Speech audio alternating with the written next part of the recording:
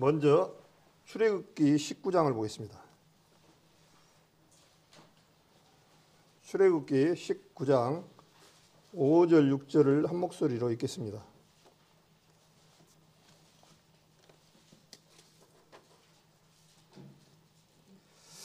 출애굽기 19장 5절 6절을 같이 한 목소리 읽겠습니다. 세계가 다 내게 속하였나니 너희가 내 말을 잘 듣고 내 언약을 지키면 너희는 열국 중에서 내 소유가 되겠고 너희가 내게 대하여 제사장 나라가 되며 거룩한 백성이 되리라. 너는 이 말을 이스라엘 자손에게 고할지니라. 우리 성도님들 또 주일날 이렇게 많이 뵈니까 참 반갑고 그렇습니다. 참 어려운 시국에 또 이렇게 참 어떻게 보면 믿음이 연약해지고 또한 이렇게 마음들이 무뎌질 수 있는 그런 상황인데도 이렇게 나오셔서 말씀을 교제를 나누니까 너무 감사합니다.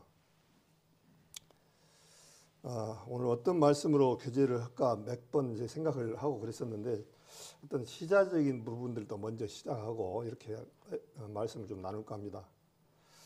우리 성도님들 생각에는 지금 어떻게 생각하시고 있는지 몰라도 제 마음속 안에는 주님이 점점 더 가까워지고 있다 하는 그런 마음들이 들어집니다. 지금 최신에 지금 러시아하고 우크라이나하고 전쟁 문제로 지금 조금 시끄럽습니다. 근데 저도 관심을 안 뒀어요, 사실은. 러시아하고 우크라이나 사건을. 그런데 이제 우리 하나님을 아는 우리 성도님들은 조금 알아야 될 부분들이 있다. 그런 생각이 들어집니다. 지금 러시아가 원래 우크라이나가 소련 연방에 속해서 분리 독립을 해서 지금 그 옆에 살아가고 있습니다.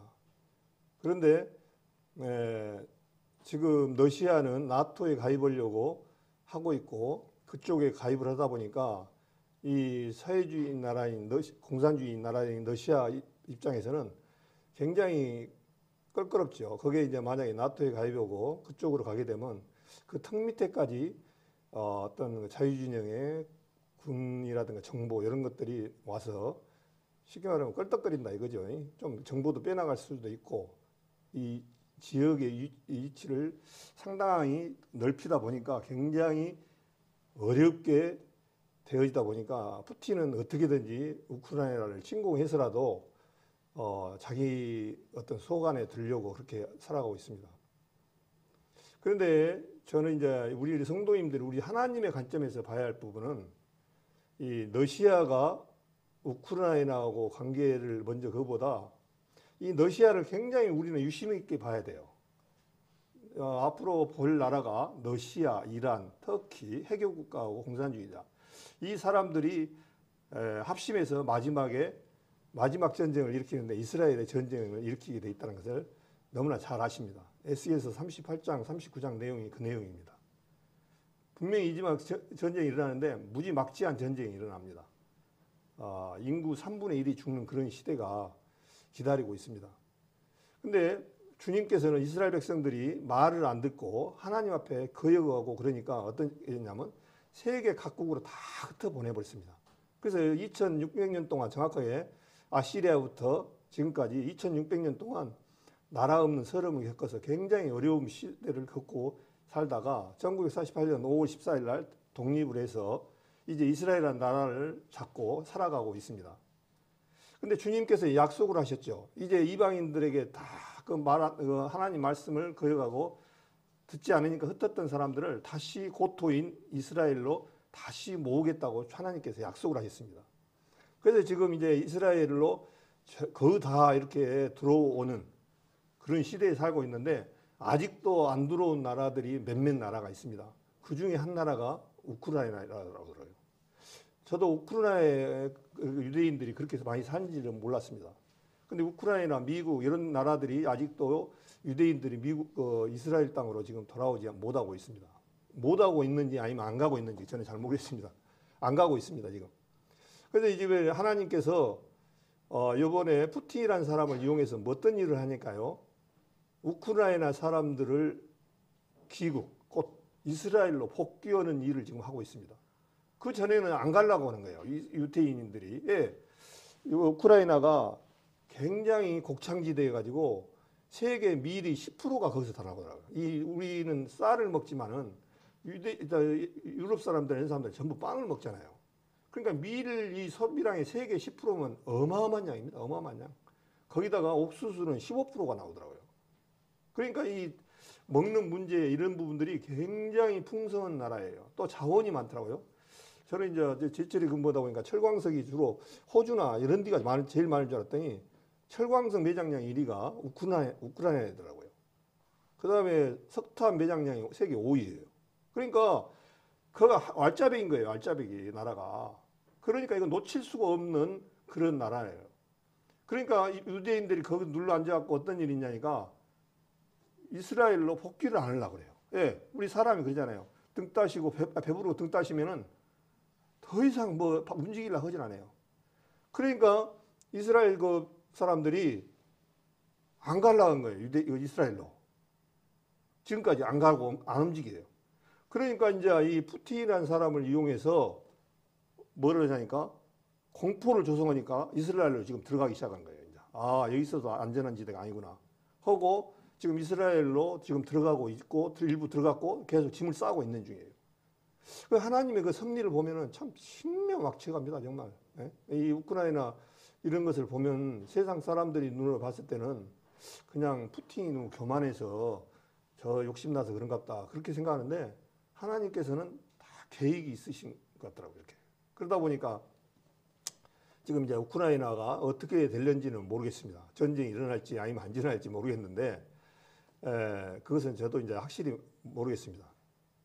근데 분명한 것은 지금 유대인들이 이스라엘로 돌아가고 있다는 사실이에요. 하나님은 어떤 방법으로든지 다 약속을 이루신 분이거든요.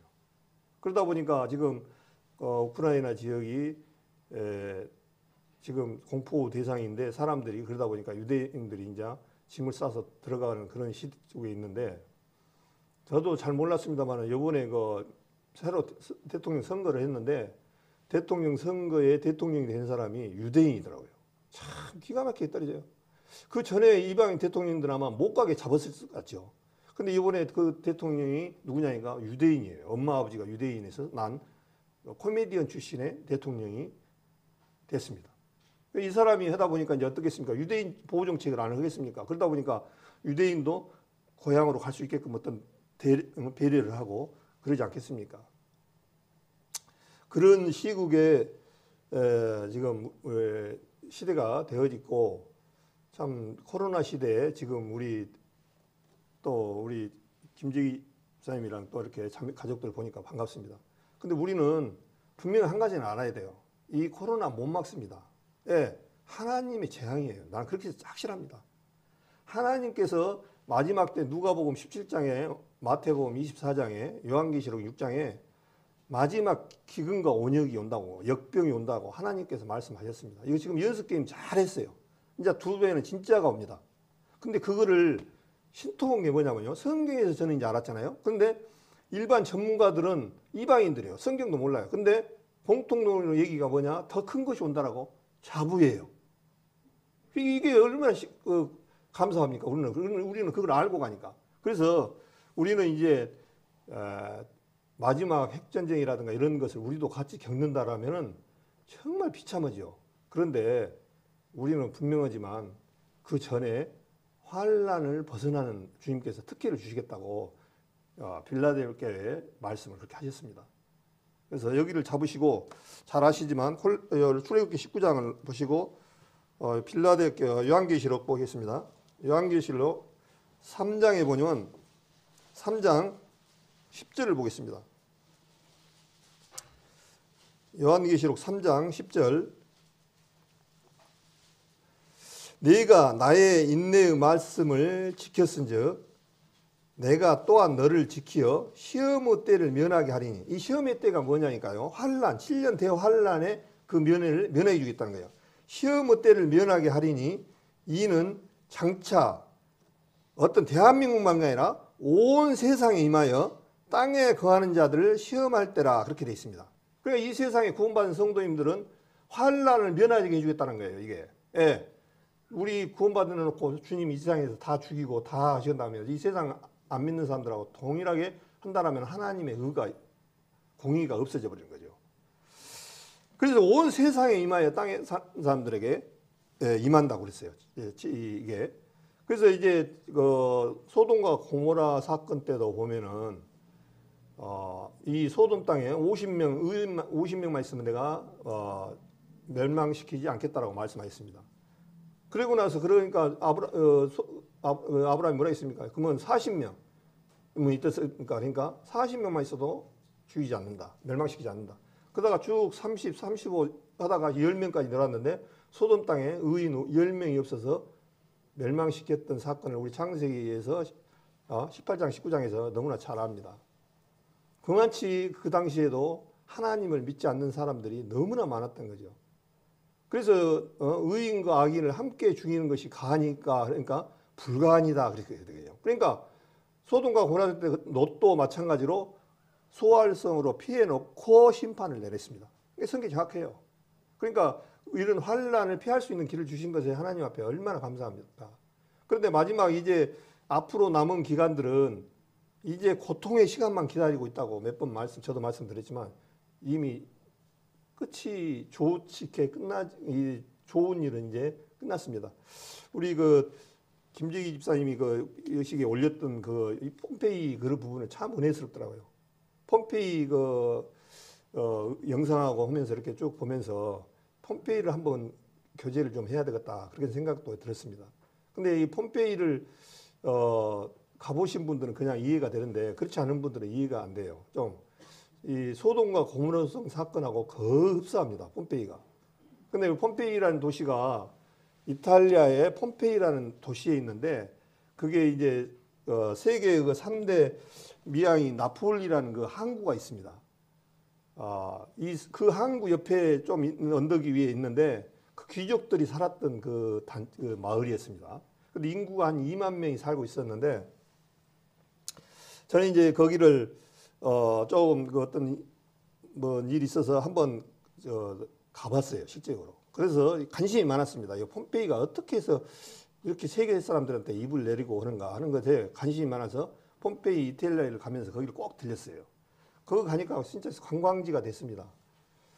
근데 이제 그 앞에 베스부스 화산이라는 그 화산 폭발로 인해서 그 도시를 덮어서 멸망시켰던 도시가 폼페이인데 인구가 한 2만에서 한 5만 명 정도 살았던 조그마한 도시였습니다. 근데 그 도시에서 죽은 사람들이 10분의 1, 2만 명 잡고 한 2천 명이 죽었다고 그래요. 근데 그거를 오랫동안 몰랐어요. 그 도시가 멸망한지를. 그러다 보니까 왜 그러냐니까 거기 화산재로 덮어서 4m 두께로 도시를 다 덮었으니까 전혀 안 보이겠죠. 그냥 완전히 그냥 4m 두께로 광명 시내를 다 덮어버리니까 시간이 지나니까 모르는 거예요. 그 소리만 이렇게 폼페이라는 도시가 있었다는 것만 아는데 그가 어딘지는 모르는 거예요. 다 덮어져 버리니까.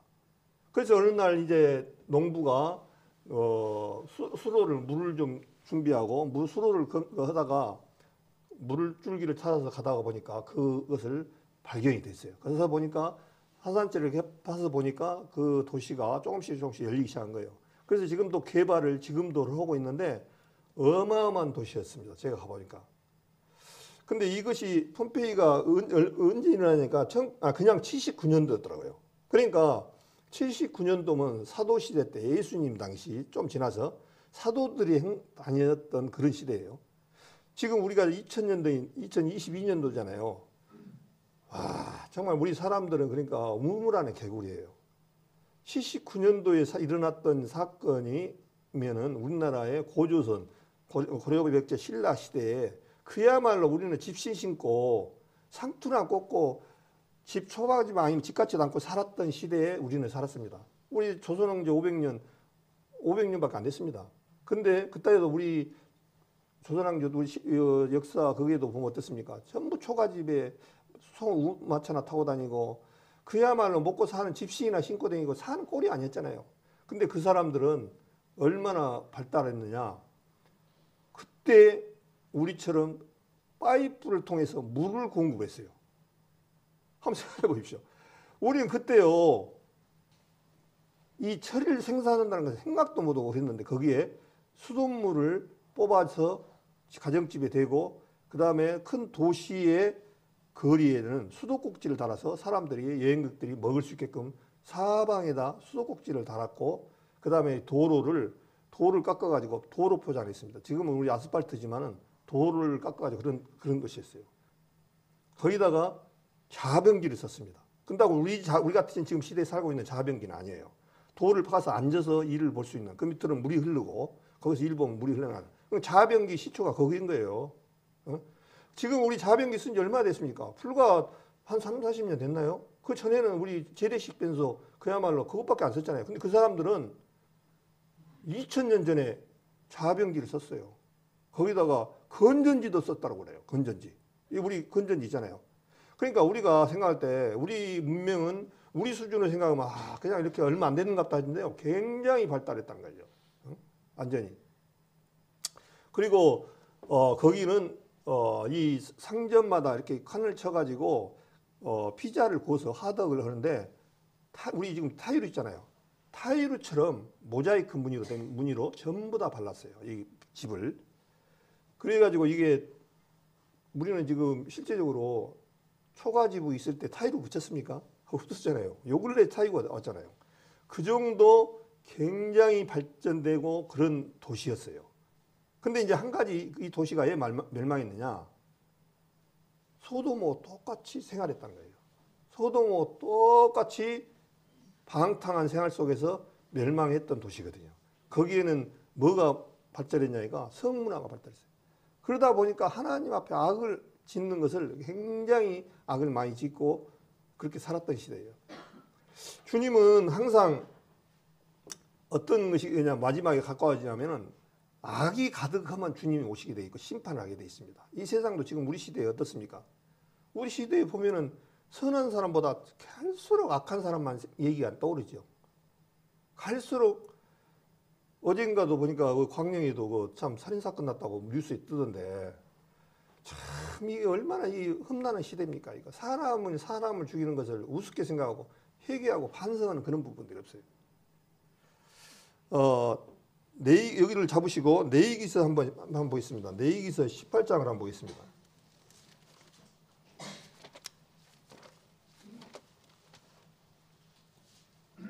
내이기서 18장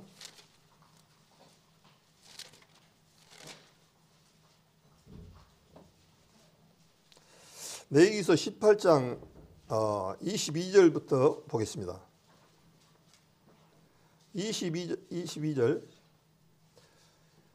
너는 여자와 교합한 같이 남자와 교합하지 말라. 이는 가증한 일이니라. 너는 짐승과 교합하여 자기를 더럽히지 말며 여자가 된 자는 짐승 앞에서 서서 그것과 교접하지 말라. 이는 문란한 일이니라. 너는 이 모든 일로 너희 스스로 더럽히지 말라. 내가 너희 앞에서 쫓아내는 족속들이 이 모든 일로 인하여 더러졌고 그 땅도 더러졌으므로 내가 그 악을 인하여 벌하고 그 땅도 스스로 그 거민을 토하였느니라. 그러므로 너희 곧 너희의 동족이나 혹시 너희 중에 우하는 타국인이나 나의 규례와 법들을 지키고 이런 가증한 일을 하나도 행하지 말라. 너희의 전에 있던 그 땅 거민이 이 모든 가증한 일을 행하였고 그 땅도 더러졌느니라. 지금 무슨 얘기합니까?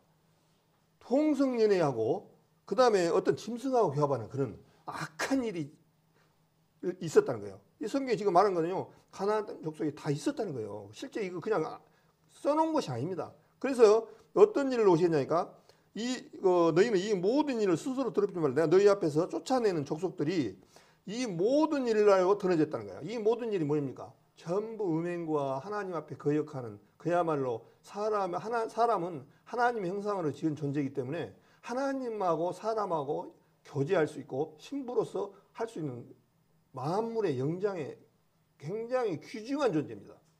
이 동물이나 식물 이런 것은요 사람이 다스리라고 한 존재에 불과한 거예요. 근데 짐승이나 이런 부분들하고 사람이 동격이 되어지고 또 그것을 더 귀하게 여기고 그러다 보니까 이런 일로 인해 족속들이 묻었고 땅도 더러졌으므로 그 거민을 토하에 내쳤다.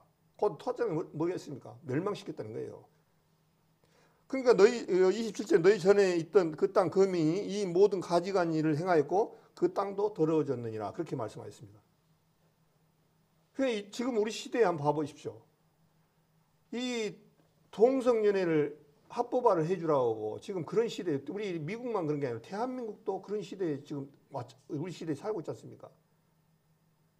그 장미축제라 가지고 그 우리 각 도를 돌면서 여자들이 여자 남자들이 춤추고 하는 그런 모습을 봤을 겁니다 아마. 그런 시대에 우리가 지금 살고 있습니다. 그때 주님께서 멸망을 시켰다는 거예요.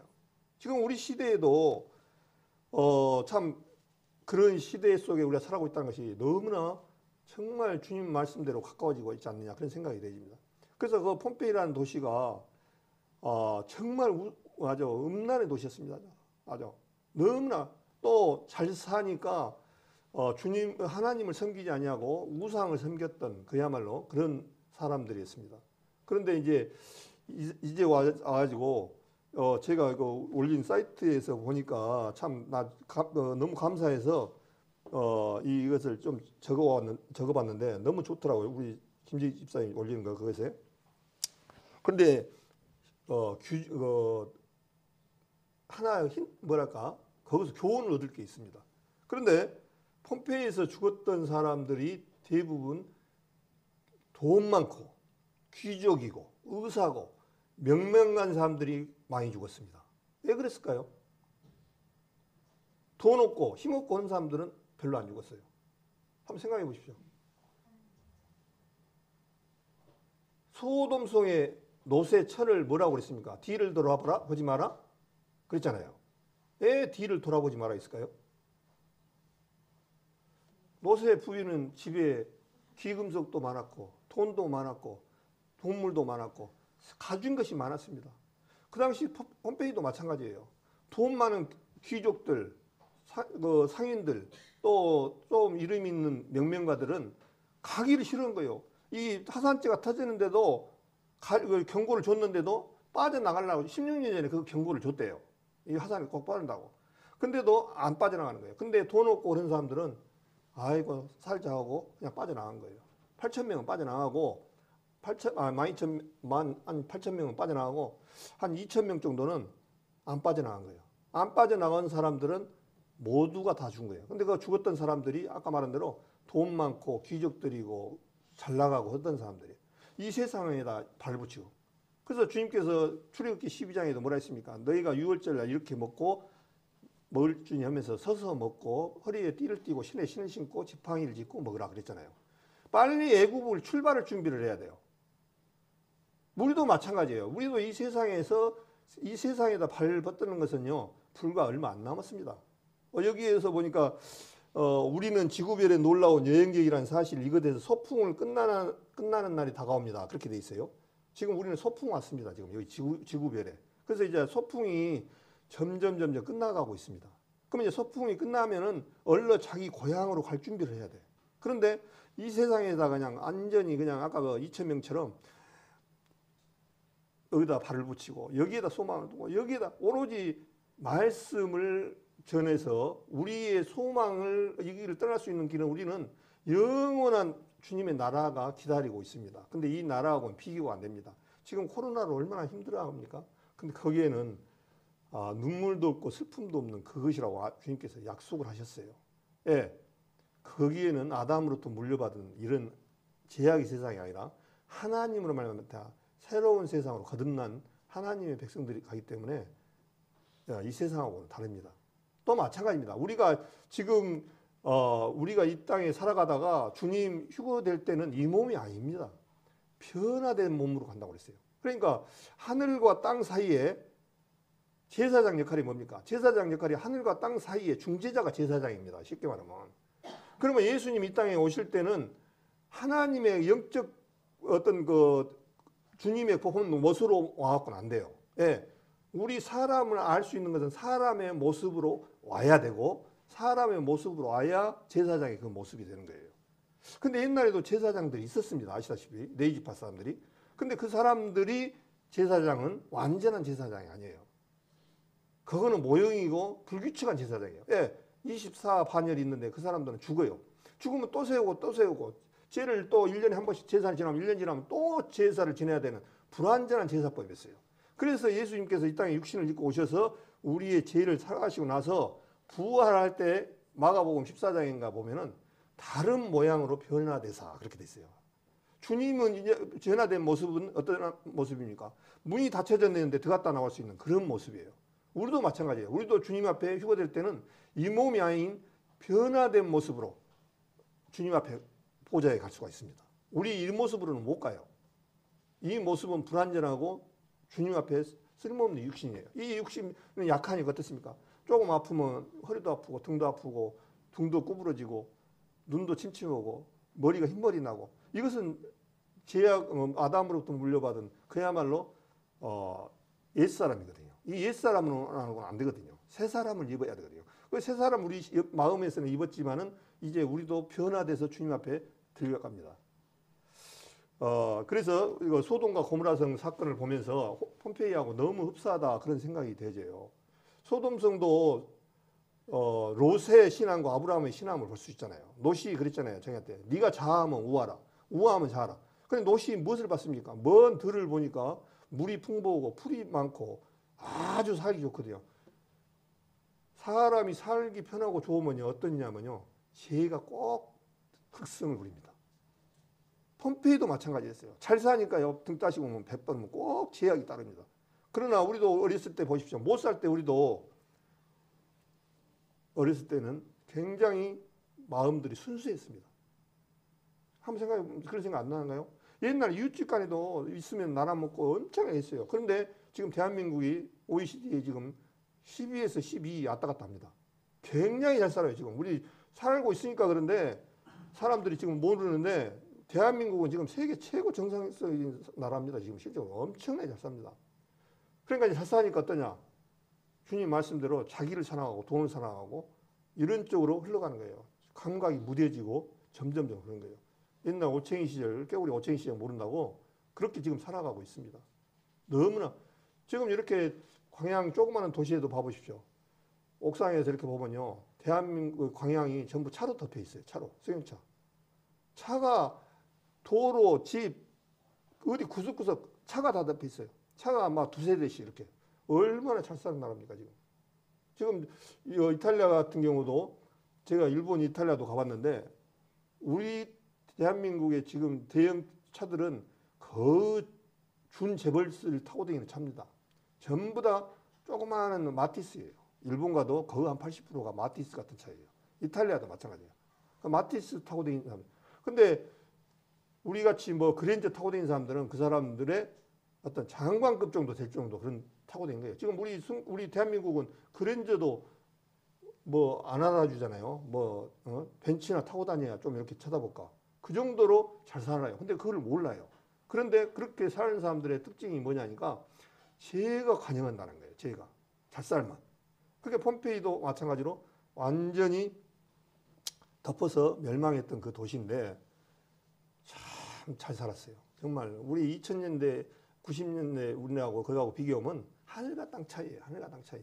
그런 속에서 잘 살았다니 멸망을 했는데 어떤 사람들은 그래요. 아, 이 화산재 폭발하면 그냥 피우면 되지 그러죠. 근데 화산이 폭발해갖고 딱 밀려오는 순간 스피드가 얼마나 나올 것 같아요? 저도 깜짝 놀랐어요. 한 50km 나올까 그럴 줄 알았거든요. 160km 속도 나와요. 160km 속도로 화산 폭발이 일어나면 밀고 나요. 아무 못 피해요. 우리 승용차 100km만 달려도 못 피하잖아요. 사고 나잖아요. 근데 160km 속도로 화산재하고 화산에 그것이 용암이 물러오기 때문에 절대로 피하지 못한 거예요.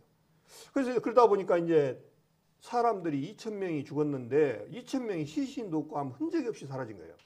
그래서 이제 그것을 연구하다 보니까 구멍이 보이거든요. 이상하게 구멍이 막 이렇게 돼요. 그래서 저것이 뭘까 하다가 액체 석고를 갖다가 부었어요. 석고를 부으니까 사람들은 이미 다 녹아버리고 사람 모양의 이 형틀만 딱 나타난 거예요. 전부 그래서 이제 찾아내는 거예요. 이제 구멍에다가 석고를 부으면 딱 사람.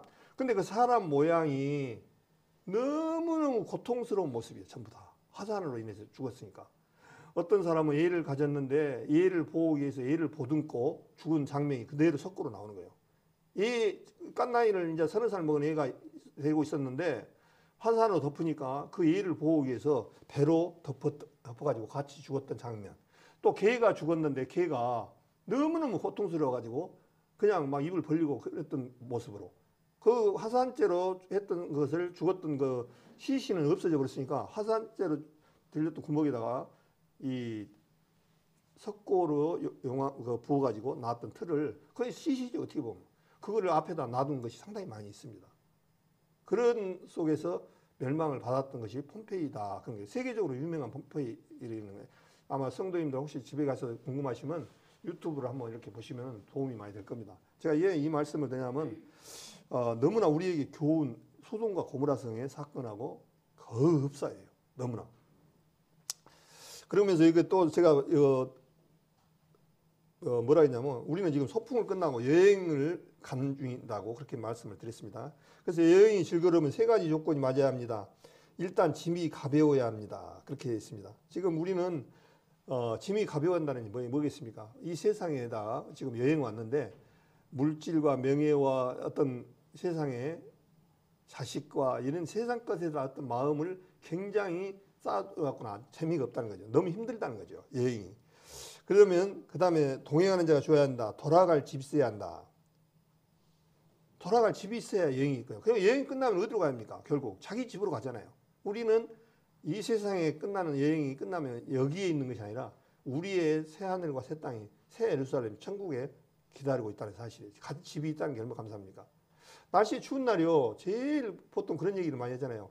아이고 추워라. 어디 집이 있으니 천만 다행이다. 이런 생각들 안 합니까? 집이 없으면 갈 데가 없으면 어떻겠습니까? 저기 서울역 앞에 그분들 참 비하려고 온 게 아니라 갈 데가 없으니까 어떻습니까? 너무 춥고 고생을 하잖아요. 집이 있어야 돼. 집이. 우리도 마찬가지로. 우리 돌아갈 나라 이 천국이 있다는 게 얼마나 감사한지 모릅니다. 그 다음에 세상에 없는 것 세 가지가 있는데 정답이 없다, 비밀이 없다, 공짜가 없다 이렇게 말씀하시고 죽음에 대한 분명한 세 가지가 있는데 사람은 분명히 죽는다. 나 혼자 죽는다. 아무것도 가지고 갈 수 없다. 그렇게 또 말씀하셨고 죽음에 대해 모르는 세 가지가 있는데 언제 죽을지 모르고 어디서 죽을지 모르고 어떻게 죽을지 모른다. 그래서 우리 공술의 공수고 하무는 11호이래요. 그런 말씀 많이 하잖아요. 아무리 권력이 좋고 이 세상에 그래도요. 건불 10년이라고 하잖아요. 10년 이상 권력은 갈 수가 없어요. 어떤 권력도 10년짜리예요. 그 10년짜리를 향해서 갈 것이 아니라 우리는 영원함을 쫓아서 가잖아요. 영원함. 이 영원함이라는 것은 하나님 외에는 쓸 수가 없는 단어입니다. 우리 사람들한테 영원한 나는 영원하다 이렇게 말할 수가 없어요.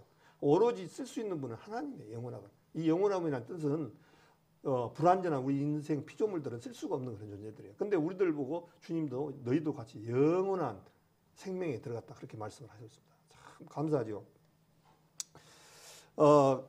그래서 이제 너무 제가 이게 홈페이지에 대해서 말씀을 많이 얘기를 들었는데 이제 좀 우리 성도님들한테 도움이 좀 될까 생각해서 말씀을 드렸습니다. 그래서 출애굽기 19장을 오늘 교제하고자 하는 부분들을 한번 보겠습니다. 출애굽기 19장 5절 6절을 오늘 읽었습니다. 말씀을 뭐라고 하냐니까 5절에 세계가 다 내게 속하였나니 출애굽기 19장 5절입니다. 세계가 다 내게 속하였나니 너희가 내 말을 잘 듣고 내 언약을 지키면 너희는 열국 중에서 내 소유가 되겠고 너희가 내게 대하여 제사장 나라가 되며 거룩한 백성이 되리라. 너희는 이 말을 이스라엘 자손에게 호할지니라. 그렇게 되어 있습니다. 원래 하나님이 이스라엘 백성을 만들 때 선민이라고 이스라엘만 선택한 민족, 이스라엘만 선택했습니다. 예, 하나님께서 이스라엘 통해서 역사하시고 우리 세상 사람들에게 나라의 복음을 전해지는데 하나의 나라가 필요했던 거예요. 근데 이스라엘한테 뭐냐면 내 언약을 지키면 너희 열국 중에서 내 소유가 되겠고 너희는 제사장 나라가 된다. 그렇게 말씀을 하셨습니다. 제사장 나라는 것은 영광입니다. 영광. 하나님 앞에 제사장 나라라는 것은 아무나 될 수가 없는 그런 말씀하셨어요. 그런데 이스라엘 자손들이 하나님의 말씀을 거역한 사건이 일어나죠.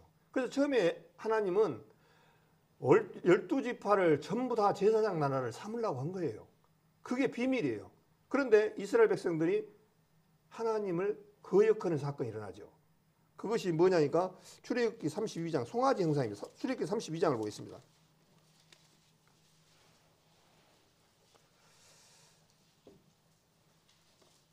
출애굽기 32장에 우리는 너무나 금송아지 사건 알잖아요. 모세가 시내산에서 주님 앞에 율법을 받으러 갔다가 이제 내려온 것이 40일 동안이나 걸리니까 너디니까 아론이 중심이 돼서 귀에 있는 금꼬리와 금가락지를 빼서 송아지 형상을 출애굽기 32장 그냥 제가 말씀을 좀 드리겠습니다. 읽으려면 좀 많이 되니까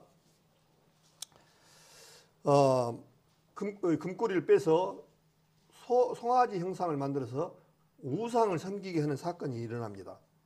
32장 4절에 한번 보겠습니다. 그러면 3절 4절 모든 백성이 그 귀에서 금꼬리를 빼어 아론에게로 가져오매 아론이 그들의 손에서 그 고리를 받아 부어서 각도로 새겨 송아지 형상을 만드니 그들이 말하되 이스라엘아 이는 너를 애굽 땅에서 인도하여 낸 너희 신이로다 하는지라 그렇게 되어 있습니다.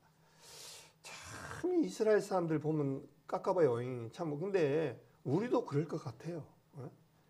그 하나님의 능력을 수없이 그렇게 봐놓고도 이 출애굽기 15장의 홍해를 건널 때 주님의 능력을 받지 않습니까? 홍해 바다가 갈라지고 자기들은 건너서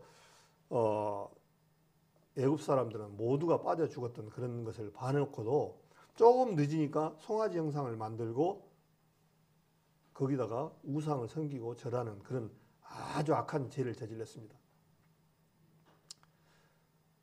하나님이 제일 싫어한 것이 우상숭배입니다. 우상숭배 사실은.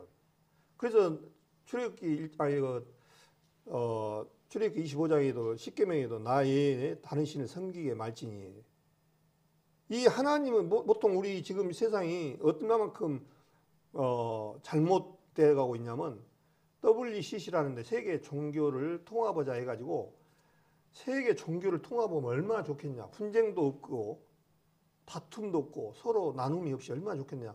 이렇게 하면 이론상으로는 굉장히 좋죠. 하나님 편에서는 정말 이거 악한 말이고 되어질 수가 없는 부분이에요. 그런데 종교 통합을 위해서 다효인지가 판을 칩니다. 어떤 얘기까지 하냐. 불교에도 나름대로 신이 있고 힌두교도 신이 있고 이슬람에도 신이 있고 우리 기독교도 신이 있다. 너그만 신이 있다라고 이렇게 해요. 그럼 여러분들 구원받은 사람들 마음속에 그 말에 아멘 됩니까? 택도 없는 소리죠. 택도 없는 소리. 내가 몫을 10번을 순교를 당하더라도 그것엔 동의 절대 못합니다. 어떻게 그것이 똑같이 시합니까? 이슬람이나 마호멧이나 이 다른 사람들은 사람입니다. 사람. 그렇기 때문에 우리 인생사 문제를 해결해 주지 못하니까 그분들은 그것을 창조의 그 부분들을 자세히 있게 말씀을 못 하셔요. 근데 유일하게 하나님의 성경만이 나는 알파와 오메가의 시작과 끝이라고 말씀하셨고 너희가 참 신이다라면 장래사와 후래사를 말해봐라. 그렇게 자신 있게 얘기하잖아요. 근데 하나님께서는 창조주이기 때문에 장래사와 후래사를 다 말씀하셨습니다. 이제 후래사가 더 어렵겠죠. 앞으로 지나왔던 것보다 다가올 부분들을 알 사람은 이상이 없습니다. 우리 사람 1분 뒤에도 몰라요. 10분 뒤에도 모르고 아무것도 모릅니다. 근데 주님은 뭐라고 하냐니까 정확하게 말씀을 하십니다. 후레사를 말했는데 뭐 때문에 스케줄을 주님께서 말씀하셨어요. 이제 스케줄은 너무나 우리가 잘 알잖아요. 교회 주님께서 십자가에 달리시고 죽었다가 3일 만에 부활하셔서 40일 동안 보이시고 이제 오순절날 승천하시고 보혜사 성령을 이 땅에 오셔서 이제 교회 시대가 열렸습니다. 교회 시대가 열리고 나서 교회 시대가 끝나면은 이제 어떤 일이 있느냐. 우리 교회 성도님들을 보호하기 위해서 휴거 사건이 일어납니다. 그 휴거 사건이 일어나면은 이때 이 땅에서는 어떤 일이냐. 7년 동안 대환란이 일어나는데 그 재환란 동안에 전 3년반과 후 3년반이 있는데 전 3년반은 어느 정도 평화조약이 맺어질 겁니다. 예, 적그리스도 제3성전을 지어줘야 되는데 이스라엘 땅에 성전을 지어지는데 지금 성전이 헤롯 성전 이후로 지금 못 지어지고 지금 있습니다. 근데 거기다 성전을 지어야 돼요. 꼭 지어야 돼요, 성경에. 그런데 그 성전을 지으려면 어떤 일이 있었느냐? 강제로 해갖고는 못 지어져요, 제가 봤을 때는. 평화협정이 분명히 없어져야 돼요. 어떤 이유로든지 한번 평화협정이 맺어집니다. 그 평화협정을 맺어지고 나서 성전이 세워지고 나면은 거기에 적그리스도가 내가 하나님이라고 통치하는 그런 일이 벌어질 겁니다. 그때 이제 후 3년 반에 어떤 일이냐. 너무나 잘 아시는 우리 요한계시록 13장에 표 받는 시대가 오는데, 오늘 아침에도 잠깐 그런 얘기 했지만은, 이 세상에 표 받는 시대가 오는데 662 표를 받지 않는 사람은 거래를 할 수 없고 살 수가 없습니다. 우리 앞에 성도님들 말씀드렸지만, 이번에 코로나 시대 분명한 사실은요, 660표 훈련 제대로 민방위 훈련했습니다. 지금 표 안 받으니까 식당 가겠던가요? 나가라고요. 나가라고. 안 받았으면. QR코드 안 받았고 이거 백신 접종 안 했으면. 너무너무 훈련을 정확하게 잘했습니다. 이제 표 받는 시대 따고 적그리스도가 통치했다고 보면은 이것을 알고 있는 사람 외에는 전부 다 열주십시오 그럴 거예요. 저 받아주십시오 그럴 거예요. 얼른 받아주세요 그럴 거예요. 서로 받아달라고 날릴 거예요. 그런데 그 사람들은 이 표라는 것을 너무 잘 알잖아요. 이 표를 받는다는 것은 나는 적그리스도를 숭배합니다. 나는 적그리스도의 종입니다라는 것을 도장으로 받는 것이 660표거든요. 그래서 하나님께 에베소서 말씀처럼 우리를 인쳤다고 그랬잖아요. 우리는 하나님의 자녀로 인쳐서 성령으로 보증하셨다고 하셔서 우리 하나님 구원받은 사람들은 하나님의 백성입니다. 이거는 내가 백성이 돼서 하려는 것이 아니라 하나님이 그렇게 약속을 하셨어요. 그렇기 때문에 하나님 말씀 앞에 거듭난 사람들은 받는 순간 어떤 일이 되느냐. 보혜사 성령이 임하셔서 하나님의 자녀라는 것을 인치시고 예수님이 이 땅에서 죽었다가 3일 만에 부활하셔서 어디에 계시냐니까 하나님 오른쪽 우편에 앉아 계셔요. 그 우편에서 하신 일이 뭔 일이냐. 이 사람은 구원받았습니다. 내 자녀다라고 증인으로 계시는 거예요. 그래서 이 성경에 보면 에베소서나 여러 말씀에 보면 하나님 우편에 앉으셨다 계속 말씀을 하고 계세요. 그 우편에서 뭔 일이냐. 보증인으로 있는 거예요. 보증인으로 예수님이. 그러니까 이 이만이나 이런 사람들, 그 엉터리 같은 사람들은 자기 14만 4천이 들어야 된다고 하고 이런 엉터리 같은 설교에 이게 사람들이 다 고개를 숙이고 앉아있는 거 보면 한심스러워요. 제 성경이 그렇게 보이니까 성경의 스케줄은 이 이상은 보여줄 수가 없어요. 요한계시록은 오로지 유대인에 대한 마지막 환란의 시대에 그래서 요한계시록은 3장 이후에는 교회의 얘기가 안 나옵니다. 교회는 이미 휴거가 되어버린 상태예요. 그렇기 때문에 마지막 환란 시대를 정확하게 표현한 것이 요한계시록이에요. 그래서 14만 4천도 그거는 정확하게 말 그대로 유대인입니다. 주님께서 마태복음 24장에도 창세 이후로 이런 환란이 없었고 이후에도 없으리라고 한 부분이 그건 우리 이방인한테 적은 것이 아니라 유대인한테 적용을 시켜야 돼요. 그래서 끝까지 견디는 자는 구원을 얻을 것이라고 말씀하셨거든요. 그 끝까지 견딘다라고 하는 것을 우리 성경을 분별을 못하신 분들은 이방인 교회에서도 야 우리도 봐라 이거 끝까지 견뎌야 한다 있잖냐. 그러니까 저 산골에 가서 우리도 우리끼리 살고 적그리스도가 못 것이게 하고 우리도 우리끼리 살자. 이것을 피해가자. 환란을 피해가자. 이렇게 해가지고 사는 무리들이 있어요. 그거 어리석은 거예요. 그건. 적그리스도 통치하에서 피해갈 사람은 아무도 없습니다. 우리 그때 가면 혹시 나머지갖고 우리도 그렇게 하면 될까? 천만의 말씀입니다. 모조리 죽인다고 그랬습니다. 이 적그리스도 지금 얼마나 우리 시대에 과학이 발달이 어떻습니까? 인공위성이라고 다 보고 있잖아요. 지금 그 우크라이나 그 전쟁도 어떻습니까? 그 뉴스에도 이렇게 쭉 보면은 전부 보고 있잖아요. 지금 어디다 배치했고 그런 시대에 살고 있는데 나는 어디 산골짜기 가면 피할 수 있다고? 못 피합니다. 이 적그리스도 통치하에 벗어날 수가 없어요.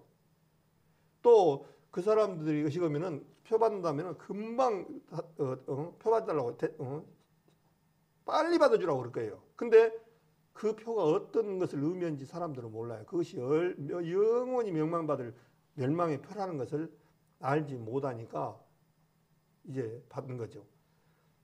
우리도 예를 들어서 식당이나 커피 한 잔 마시러 들어가면은 QR코드 내라. 전화해서 자기 동선회할 때 얼마나 불편합니까? 제가 아까 얘도 얘기했지만 저는 LF 가갖고 나 정말 그냥 얼른 나와보고 싶더라고요. 처음에 가서 찍었는데 빵집 가니까 또 찍으라고 또 뭐 이불 하나 사는데 또 찍으라고 책상 하나 찍으라고 또 찍으라고 와 불편해서 정말 다음에 이제 표 받는 시대 오면 저요 올 것 같더라고요. 이거 사실은 모르는 사람들은 만에 안 계신 사람들은. 그러니까 이번에 민방위 훈련듯이 훈련 잘했습니다. 우리 성도님들 그건 분명합니다. 이거는 민방위 훈련 제대로 했어요. 이제 표 받는 시대에 딱 오면은 이제 아주 만만하게 받아질 겁니다. 이걸 모르는 사람들. 이게 오로지 이건 성경 안에서만 말씀하셨거든요. 그래서 이제 7년 대호 환란이 끝나면 이제 7년 동안에 또 아마겟돈 전쟁이 어마어마한 전쟁이 있습니다. 이건 인류 3분의 1이 죽는 전쟁이. 주님이 그렇게 스케줄을 만들어 놨어요. 그러고 나서 이제 이스라엘도 3분의 1만 남고 3분의 2가 죽는 그런 사건을 주님께서 말씀하셨습니다. 왜 3분의 1을 죽이냐? 지금 이스라엘 땅에는 아시다시피 하나님을 믿는 사람이 거의 없습니다. 지금 말만 껍데기만 믿고 있어요. 그래서 예수님이 자기 땅에 오면 자기 백성이 자기 땅에 오면 자기를 영접하지 아니했다. 요한복음 1장 11절이잖아요. 자기 땅에 오는데 자기 백성들이 영접하지 아니하고 이스라엘 백성 하나님 예수님을 죽는데 못 박혀서 죽는데 앞장섰던 사람들이 이스라엘 백성들이에요. 그 이스라엘 백성들 눈 가운데 눈이 가려졌습니다. 근데 눈을 언제 뜨냐면은 환란 때 눈을 뜨게 돼 있어요. 그 눈을 떠서 이제 우리가 죽였던 메시아가 그분이 우리 메시아였구나. 그러면서 온 지파별로 통곡의 눈물을 흘리는 날이라고 스가랴서에 말씀하셨거든요. 그래서 이제 스가랴서에 보면은 마지막 때 이스라엘 백성들이 이제 통곡의 눈물을 흘리는 장면을 해 놓으셔서 이제 이스라엘이 그때 이제 알게 돼 있습니다. 로마서 11장에도 그런 그 내용 아닙니까? 이방인의 수가 충만한 수기가 차기까지 그들의 눈이 멀었습니다. 그렇게 돼요. 그러니까 눈이 멀었으니까 눈은 가지고 있긴 했는데 보지 못한 영적 눈을 가진 거예요. 그래서 이스라엘 백성들은 지금도 예수님을 안 믿습니다. 근데 지금 조금씩 이렇게 믿고 거듭나는 그런 사건들이 일어납니다. 그러나 대체적으로 안 믿는 사람들이 태반입니다. 또 아까 말한 대로 참 신묘막측합니다. 그 하나님의 선택한 민족인 이스라엘이 케어축제, 곧 동성연애 이런 것을 세계에서 제일 많이 했습니다. 지금 세계에서 제일 큰 행사입니다. 그걸 또 나라에서 지원까지 해줘요. 참 기가 막힐 노래 아닙니까? 정말. 네?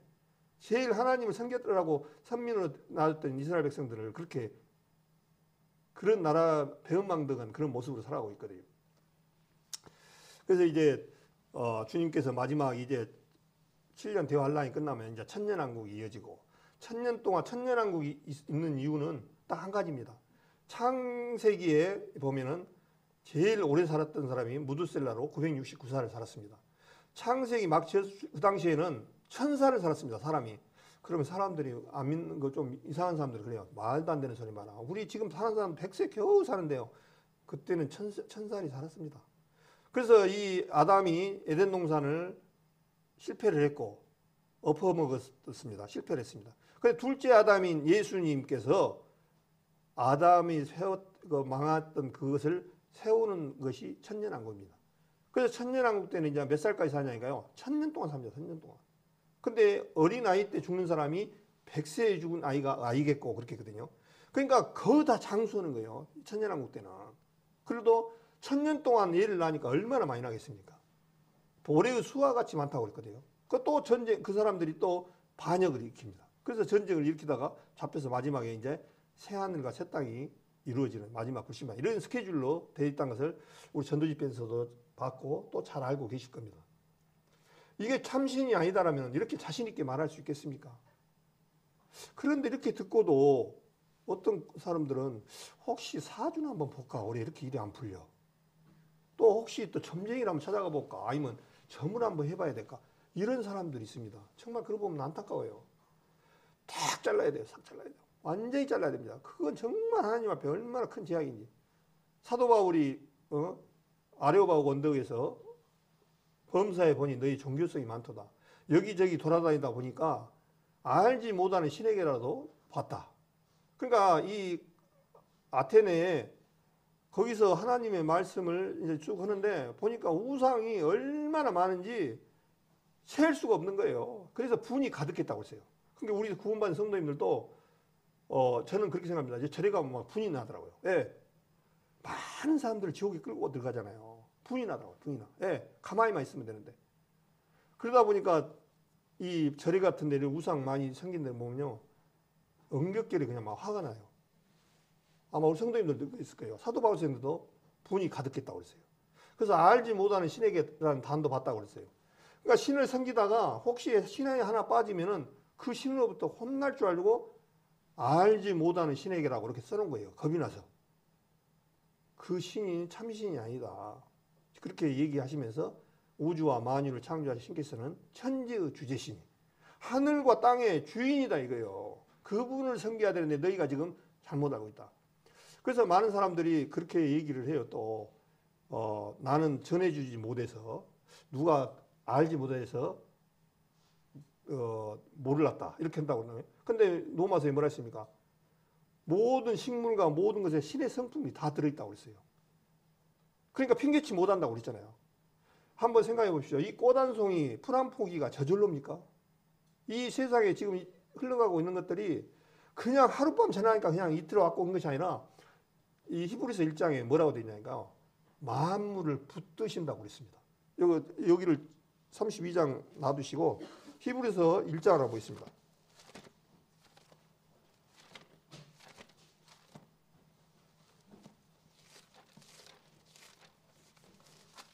히브리서 1장 3절을 같이 한 목소리 읽겠습니다. 이는 하나님의 영광의 강체시요 그 본체의 형상이시라. 그의 능력의 말씀으로 만물을 붙드시며 제일을 정결케 하는 일을 하시고 높은 것에 계신 유업에 앉으셨느니라. 그렇게 되어 있습니다. 여기서 주님께서 뭐라고 말씀하셨냐니까 예수님 그분은 영광의 광채인데 본체의 형상이라는 거예요. 그러면서 그의 능력의 말씀으로 만물을 붙드신다고 했어요. 지금 우리가 이렇게 살고 있는 것은 중력이라는 것이 있어서 세상에 안 빠져나가게끔 중력 힘으로 잡고 있습니다. 중력이 딱 사라지는 순간 우리는 다 떨어져 나가는 거예요. 우리가 인공위성을 봤잖아요. 인공위성 올 때 왜 힘듭니까? 중력이 땡기고 있으니까 이 중력을 벗어나려니까 무척 힘든 거예요. 그래서 우리 모든 물건 던지면 위에서 아래로 떨어진다. 예, 중력이 있기 때문에. 이것을 지금 주님께서 붙드시고 있는 거예요. 그렇기 때문에 우리가 지금 집도 안 날아가고 나무도 안 뽑히고 이렇게 딱 살고 있는 거예요. 가도 괜찮고 이런 거예요. 그러니까 주님께서 만물을 지금 붙드시고 계신 거예요.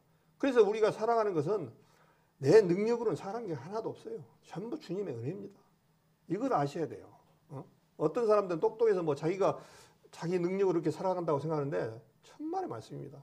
전부 다 주님의 능력이라는 것을, 은혜라는 것을 아셔야 돼요. 사도행전 14장을 한번 볼까요? 사도행전 14장. 사도행전 14장에 보니까요. 사도행전 14장의 내용을 제가 대충 말씀드리겠습니다.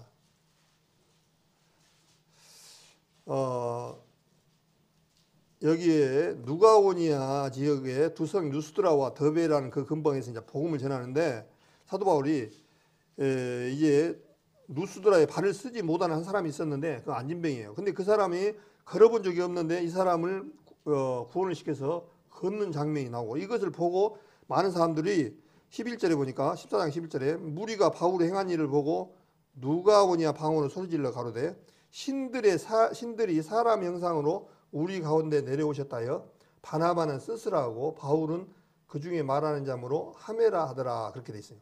이 그런 사람을 고치니까 신이 내려왔다고 그러는 거예요. 신이. 그러면서 바나바에게는 스스라 하고, 스스라는 것이 뭐냐면 로마의 주피터 그 우상, 그걸 얘기를 합니다. 우리 주피터 정수기 있죠. 다 여기서 나온 거예요. 주피터.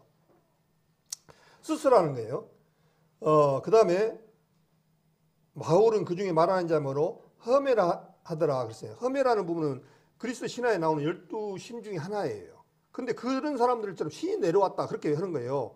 그래가지고 성박 스스 신당에 제사장이 와가지고 소를 잡아서 사도 바나바하고 사도 바울한테 제사를 지내려니까 얼마나 황당히 있겠습니까? 그래가지고 이 사도 바울이 옷을 찢고 이러지 말라고 이렇게 좀 하면서 뭐라고 얘기하냐니까요. 15절에 보겠습니다. 14장 15절, 사도행전 14장 15절. 가로되 여러분이여 어찌하여 이런 일을 하느냐? 우리도 너희와 같이 성정을 가진 사람이다. 성정을 가졌다는 얘기는 너하고 똑같은 사람이다, 그 얘기입니다. 성정을 가진 사람이라 너희에게 복음을 전하는 것은 이 헛된 일을 버리고, 이 지금 수수 신당에 거기서 우상을 섬기는 그런 부분들을, 헛된 신을 버리고, 그 얘기입니다. 헛된 일을 버리고 16절입니다. 15절입니다. 천지와 바다와 그 가운데 만인을 지으시고 살아계신 하나님께로 돌아오라 함이라. 그렇게 하는 거예요. 돌아오라고 하나님 앞으로. 그러면서 16절에 뭐라 하니까 하나님이 지나간 세대에는 모든 족속으로 자기의 길들을 다니게 우긴하셨으나 그러나 자기를 증거하지 아니하신 것이 아니니 곧 너희에게 하늘로서 비를 내리시며 결실기를 주시는 선한 일을 하사 음식과 기쁨으로 너희 마음에 만족해 하셨느니라 하고 이렇게 말하여 겨우 무리를 말려 자기들에게 제사를 못하게 하니라. 여기 보니까 하늘에서 비를 내리시며 결실기 주시는 선한 일을 하신다는 거예요. 그러니까 지금 우리가 살아가고 있을 때 비 안 내리면 못 살아갑니다. 근데 그 비를 주시가지고 어떤 일 합니까? 우리 음식을 먹고 살게끔 결실을, 우리 모든 생물 중에 물이 없으면 살아갈 수가 없습니다. 물이 없으면 어떤 잘나고 귀천불문하고 살아갈 수가 없는 존재들이에요. 근데 그거를 지금까지 창세로 지금까지 계속 주셔서 우리가 지금 이렇게 먹고 살고 있다. 근데 선한 일을 하사 음식과 기쁨으로 너희 마음에 만족해 하셨느냐. 음식을 곧 줬다는 거예요. 참 우리 성도님들 바다에 소금이 2%가 소금인데 나머지를 짜게 만든다고 그러죠. 2%가. 그런 것인데 한번 생각해 보십시오. 물의 순환법칙을 잘 알잖아요. 전도집에도 봤잖아요. 비가 바닷물을 불러서 지면에 쏟은다라고 말씀하셨습니다. 바닷물을 불러서 모아서 물을 내려서 삼천 계곡에 흘러내리고 채소에 줘서 물을 주고 그렇게 함으로 말미암아 지금까지 우리가 잘 못 살았습니다. 저 지리산에 저 중국의 큰 황산 같은 큰 산에 그 물주로 누가 들어 올라갔을까요? 그런데 나무들이 푸르푸르 살잖아요. 네? 그가 누가 물주러 본 사람 있을까요? 지리산에 혹시 저 높은 산에 한라산에 물주러 다녔을까요? 누가? 그런데 파랗파랗 잘 자라요. 그게 하나님이 있고 하나님 주신 게 확실하잖아요. 성경이 말씀대로. 그러니까 핑계치 못 온다는 거예요. 전부.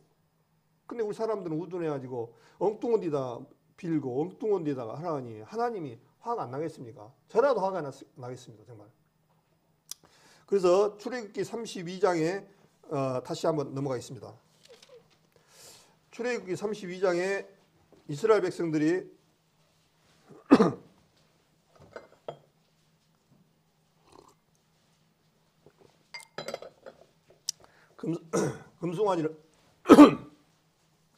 금송아지를 만들어서 거기다 우상 숭배를 했을 때 하나님께서 얼마나 화가 났겠습니까? 안 그렇겠습니까? 근데 이 신이 참신이다라면은 그걸 정말 귀하고 두려움을 가지고 해야 되는데 이 신을 어떻게 했냐니까 20절에 보겠습니다. 32장 20절. 모세가 그들의 만든 송아지를 가져 불살라 부수어 가루를 만들어 물에 뿌려 이스라엘 자손에게 마시우니라. 이 금송아지를요 바사버린 거예요. 아예 불살라고 부수어가지고 가루를 만들어갖고 물에 뿌려갖고 이스라엘 자손에 네 신이라만 먹어봐라. 이렇게 이게 신 이런 부분을 지금 우리 세상 사람들도 이렇게 하고 있는 거예요. 어떤 사람들을 한번 봐보십시오. 그냥 이 우상에 매이면요 처음부터 끝까지 달달달달 떱니다. 근데 우리 같은 게 어떻습니까? 아무것도 아니야. 부셔 마셔버려야 돼. 그런 건 아니야. 우상을 아예. 그래서 이제 주님께서 뭐라고 하십니까? 한 장 넘으니까 이제 이스라엘 백성들 중에 주님께서는 이 금송아지를 만들었던 사람들을 죽이라고 합니다. 그런데 하나님 앞에 하나님에 속한 자와 속하지 않는 사람 중에 하나님께 속한 자가 와서 나오라니까 누가 나왔습니까? 네 지파가 나왔잖아요. 자, 32장 25절부터 제가 읽겠습니다. 모세가 본즉 백성이 이는 아론이 그들로 방자하게 하여 언수가 조롱거리가 되게 하셨습니다. 이에 모세가 진문에 서서 가로되 누구든지 여호와의 편에 있는 자는 내게로 나오라 하매 네이 자손이 모여 그에게로 오는지라. 모세가 그들에게 이르되 이스라엘 하나님 여호와께서 이같이 말씀하시기를 너희는 각각 허리에 칼을 차고 이 문에서 저 문까지 왕래하며 각 사람이 그 형제를 각 사람이 친구를 각 사람이 그 이웃을 도륙하라 하셨느니라. 네이 자손이 모세의 말대로 행하여 이날에 백성 중에 3,000명가량을 죽임받은지라. 모세가 이르되 각 사람이 그 아들과 그 형제를 쳤으니 오늘날 여호와께 헌신하게 되느니라. 그가 오늘날 너희에게 복을 내리시리라. 그렇게 되어 있습니다. 야, 성문에서 나에게 여호와 편에 있는 자는 나오라 해가지고 나오라 하니까 아무도 안 나오는 거예요. 근데 누가 나왔냐니까 네이가 나왔습니다. 네이가 칼을 차고 와서 이 우상을 섬겼던 사람들 3,000명을 죽였습니다. 이 3,000명 중에 아마 골수 앞에서 선동했던 사람들이겠죠. 어떻든 간에 3,000명을 죽였습니다. 그래서 우리가 제사장 지파가 누구죠? 예. 네이가 바로 이래서 네이 지파를 선택하신 거예요. 주님께서. 이유가 있었어요. 예. 그러니까 네이 지파는 그냥 하나님의 제사장으로 세운 거 아닙니다. 하나님 앞에 여기 뭐라 있습니까? 29절에 모세가 이르되 각 사람이 아들에게 행차했으니 오늘날 여호와께 헌신하게 됐다. 그렇게 말씀합니다. 헌신이란 말이 뭐가 있습니까? 몸과 마음을 하나님 앞에 바치는 것을 헌신이라고 그래요. 우리 헌신이라는 표현을 많이 쓰잖아요. 이 헌신이라는 오늘 주제를 제가 헌신으로 잡았습니다. 사실. 근데 이렇게 좀 시간이 많이 이런 부분들로 지났는데 그래서 네이 지파를 선택한 겁니다. 우리 성도님들이 그걸 꼭 아셔야 돼요. 네이 지파가 그냥 하나님이 너 해, 제사장 지파로 해. 그런 게 아니에요.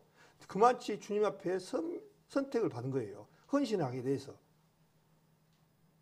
그래서 이제 옛날 구약 때 제사는 어땠습니까? 제사장은 제사장 일만 했어요. 왕의 역할은 못했습니다. 그런데 지금의 신약에 와가지고 누가 제사장입니까? 네. 베드로전서 2장 9절에 있잖아요. 너희는 왕 같은 제사장들이요. 그렇게 했잖아요. 그런데 우리가 구원받은 성도님들이 천년왕국에 들어가서요. 어떤 일을 하냐니까요. 옛날에는 이 왕하고 제사장하고 구약 때는 분리가 돼 있었습니다. 사울왕이 어땠습니까? 사울왕이 자기 제사장 임무를 하려다가 망한 사람이죠. 예? 근데 구약에서 그렇게 망했던 그 분을 우리는 왕이면서 제사장 임무를 하는 거예요. 얼마나 엄청난 것을 가졌는지 몰라요. 왕 같은 제사장. 그래서 3,000명가량을 죽여가지고 헌신하게 됐다. 그렇게 말씀을 하셔가지고 이스라엘 백성들은 네이 지파는 그렇게 하나님 앞에 이 헌신해서 하나님 앞에 쓰임을 받았다는 사실을 아셔야 돼요. 그냥 네이 지파가 되지 않았다는 사실이에요. 그러면은 이 앞에 제가 구역예배에서 좀 말씀을 드렸습니다만은 시간 관계상 막달라 마리아에 대해서 드렸고 그 다음에 마리아에 대해서 그 다음에 가룟 유다에 대해서 얘기를 이렇게 세 부류로 말씀을 드렸습니다. 그런데 막달라 마리아가 성경에 마가복음 16장인가 15장인가 보면은 예수님이 부활하셔서 제일 먼저 만났던 사람이 누구실까요? 예수님께서 부활하실 때 제일 먼저 찾아갔어요. 베드로였을까요? 아니었습니다. 막달라 마리아였습니다. 근데 성경에서 막달라 마리아가 굉장히 많이 나와요. 근데 이 막달라 마리아는 막달라라는 얘기는 동네 이름이고 마리아예요. 막달라라는 지역이 갈릴리오스 왼편에 있는 막달라라는 지역이 시골이 있습니다. 거기 태어났는데 일곱 귀신이 들렸다고 그랬어요. 그러니까 얼마나 귀신이 많이 심했겠습니까? 일곱 귀신이 들어갔으면 엄청나게 힘들었을 거 아닙니까? 막 땅에 뒹굴고 막 엄청나게 험하게 살았을 거예요. 사람들한테 모멸감도 당할 것이고 엄청나게 사람들한테 이 귀신 들린 사람은 죄인처럼 취급받아서 인간 사회에 굉장히 어렵게 살았을 거예요. 그런데 막달라가 하나님 앞에 크게 쓰임을 받았습니다. 마지막까지 묘지에서 도망 안 가고 있었던 사람이 막달라 마리아에 있습니다. 그래서 예수님께서 처음에 부활하셔서 그걸 실제 보는 것이 나을 것 같습니다. 마가복음 15장인가 한번 보겠습니다. 마가복음 15장을 한번 볼까요? 16장입니다. 마가복음 16장 9절을 제가 읽겠습니다. 마가복음 16장 9절. 예수께서 안식후 첫날 이른 아침에 살아나신 후에 전에 일곱 귀신을 쫓아내어 주신 막달라 마리아에게 먼저 보이시니 그렇게 됐습니다. 주님께서 부활하신 후에 막달라 마리아를 왜 먼저 봤을까요? 그 막달라 마리아 안에는 하나님을 사랑하는 그런 마음이 엄청나게 끝까지 지켰던 사람이에요. 그리고 우리도 마찬가지예요. 신앙도 마찬가지로 끝까지 주님 앞에 나가야 돼요.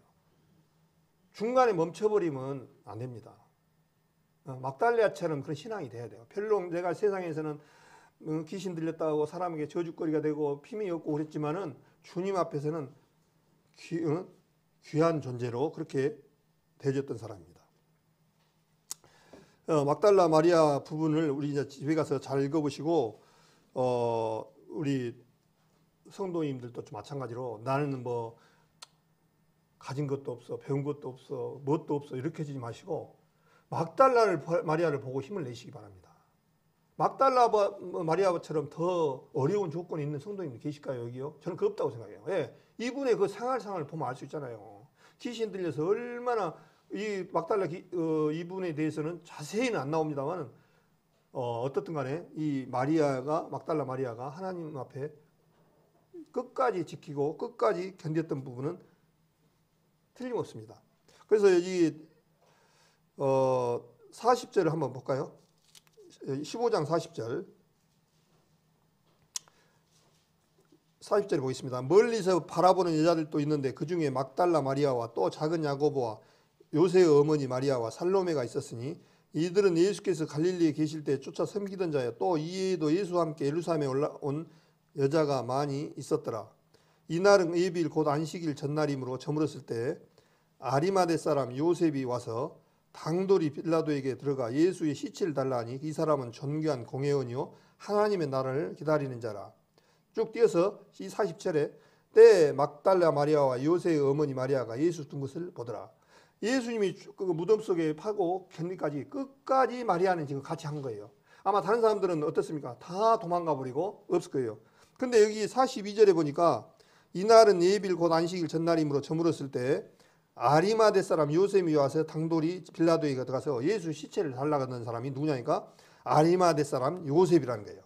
근데 이 사람이 마태복음 27장에 나오면 누구냐니까 부자 요셉으로 나옵니다.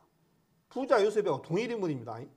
근데 예수님 달릴 때 해필이면 이 사람이 와갖고 시체를 달라고 한 거예요. 그런데 이 사람이 꼭 달라고 해야 돼요. 이 사람이 안장을 해야 돼요. 예, 이사야서 53장에 부자의 무덤에 묻힌다고 주님께서 미리 언약을 해놨어요. 그러니 성경은 빈틈이 없는 거예요. 오차가 없는 거예요. 베들레헴에서 태어난다고 베들레헴에 태어나야 되고 그러고 보면 정말 어디 흠을 잡으려고 해도 잡을 수가 없는 분이에요. 이 성경은 너무해요. 그때 해피름 갔을 때 아리마대 사람 요셉이 와갖고 달라고 해가지고 이 사람이 세마포를 싸가지고 자기가 판 무덤에다가 예수님 묵었는데 누가 봤냐니까 막달라 마리아와 요셉의 어머니 마리아가 예수 둔 것을 보았더라. 그렇게 했어요. 그 다음에 16절 1절에 마가복음 16절 1절에 안식일이 지남에 막달라 마리아와 야고보 어머니 마리아와 살로메가 가서 예수께 바르기 위하여 향품을 사다 두었다가 안식 후 첫날 매우 일찍 해돋는 때에 그 무덤으로 가며 서로 말하되 누가 우리를 위하여 무덤문에서 돌을 굴려주리요 하더니 눈을 들어 본즉 돌이 벌써 굴려졌으니 그 돌이 힘이 크더라. 무덤에 들어가서 흰옷을 입은 한 청년이 우편에 있는 것을 보고 놀라매 청년이 이르되 놀라지 말라. 너희 십자가에 못 박힌 이 나사렛 예수를 찾는구나. 그라 살아나셨고 여기 계시지 아니하리나 보라. 그를 두었던 것이라. 이 청년이 누구냐니까 천사입니다. 천사. 이 사람인 우리인 게 아니라 천사입니다. 왜 이거를 알 수 있냐면 요한복음 20장에 보면은 여기는 천사 한 명으로 나와요. 요한복음 20장에는 천사가 위에와 발 아래에 있다라고 나와요. 그러니까 성경은 항상 성경 안에서 여러 개 비춰보면 더 성경이 확실해집니다. 그래서 이 천사 여기는 한 사람 나오는데 요한복음에는 천사 두 명이 위에와 아래에서 지켜져 있다고 그랬어요. 그래서 그 청년이 이름에 그런데 이 청년을 이 천사라는 사실을 혼동되면 안 되겠다 이 말씀을 드리고 싶어요. 그러면서 9절에 아까 봤던 것이 예수께서 안식 후 첫날 이른 아침에 살아나시며 전에 7 귀신을 쫓아내어 주신 막달라 마리아에게 먼저 보이시니 이 말씀이 나는 상당히 보이시더라고요. 막달라 마리아는 끝까지 이렇게 지켰다는 거예요. 그랬는데 또 봐보십시오. 11절에 10절부터 읽겠습니다. 마리아가 가서 예수와 함께 하던 사람들이 슬퍼하며 울고 있는 중에 이 일을 고하매 그들은 예수의 살으셨던 것과 마리아에게 보이셨다는 것을 듣고도 믿지 아니하니라. 제자들한테 지금 막달라 마리아가 가서 예수님이 우리는 받고 예수님이 부활하셨다 이런 얘기를 했는데 믿지 않는 거예요. 주님께서 근데 그 전에 뭐라고 그랬습니까? 내가 대제사장과 관원들에게 핍박을 받고 죽었다가 4일 만에 부활한 후에 너희보다 먼저 갈릴리로 가신다고 말씀을 미리 해 주셨어요. 근데 그 제자들은 잊어버린 거예요, 이걸. 그러니까 이 제자 정도까지도 이렇게 잊어버리고 그런 부분들을 우리는 그것을 왜 이런 말씀을 하셨을까? 교훈을 주셨다. 그런 생각이 됩니다. 우리는 너희는 그렇게 하지 말아요. 우리는 그 주님의 말씀을 끝까지 가지고 잊지 않고 가야 된다. 그런 생각입니다. 그러면서 12절에 그 후에 저희 중 두 사람이 걸어서 시골로 갈 때에 예수께서 다른 모양으로 저에게 나타나시니 그렇게 됐습니다. 예수님께서 죽었다가 부활하실 때는 다른 모양으로 나타나신 거예요. 이제는 육신을 입고 온 이런 모습이 아닌 이제 부활 예수님으로 새로운 메시아 모습으로 나옵니다. 우리도 마찬가지로 우리의 시민권은 하늘에 있는지라 거기로서 구원하는 자 예수 그리스도를 기다리노니 그렇게 되어 있습니다. 우리도 하나님의 시민권을 받은 자라면 이 몸이 아닌 변화를 받아서 주님 앞에 간다는 사실을 분명히 아시기 바랍니다. 그러면서 두 사람이 가서 13절에 남은 제자들에게 고하였을 때 역시 믿지 아니하니라. 믿지 않는 거예요. 그래서 누가복음 24장인가 보면 보고 믿지 않는 자는 복이 있다 그렇게 말씀하셨어요. 우리 성도님들도 마찬가지로 내가 그 자리에서 꼭 보고 나는 믿어야겠다 한다면 그 사람은 실패한 거예요.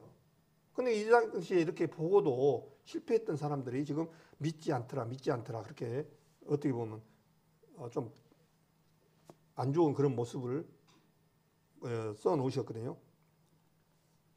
그래서 이제 오늘은 조금 오랜만에 오셨으니까 조금 더 하겠습니다. 요한복음 12장을 보겠습니다. 요한복음 12장.